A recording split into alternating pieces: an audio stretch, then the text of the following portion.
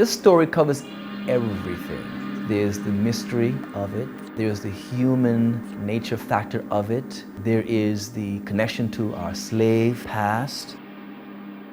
We found out about the Trouvadore totally by accident.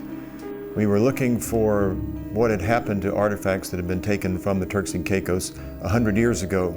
We ran across a letter that indicated a lot of the artifacts had ended up in the Smithsonian. And one of the entries in this inventory was 2 African idols found on the last slave ship wrecked in the Caicos Islands.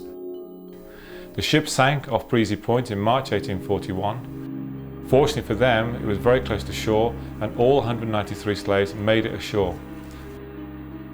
What kind of experience would have been like to be captured, sailing now to be sold as a slave, and then wrecking in a country or in a place that you have no idea about? So just the thoughts going through their mind of how they would feel.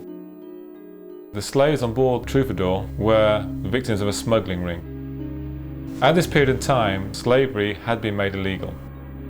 At sea, there were illegal slave ships carrying slaves from the ports in Africa to the slave markets such as in Cuba.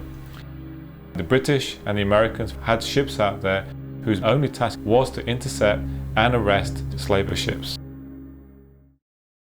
I personally know of only 2 slave ships that have been discovered and excavated in one manner or another.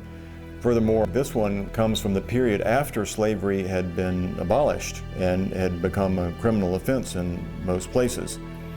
So it's a shipwreck site of global importance. What really gets me is that this is a feel-good story about survival. These people were on the way to be sold as slaves. A terrible thing happened, they wrecked, and they're rescued, and then they become part of my country. And that's exciting. That's one of the best slave stories to be told.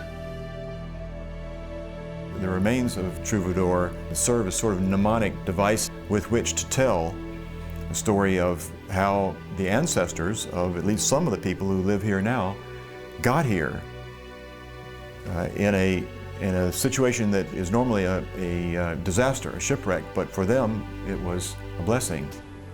For them, they got freedom.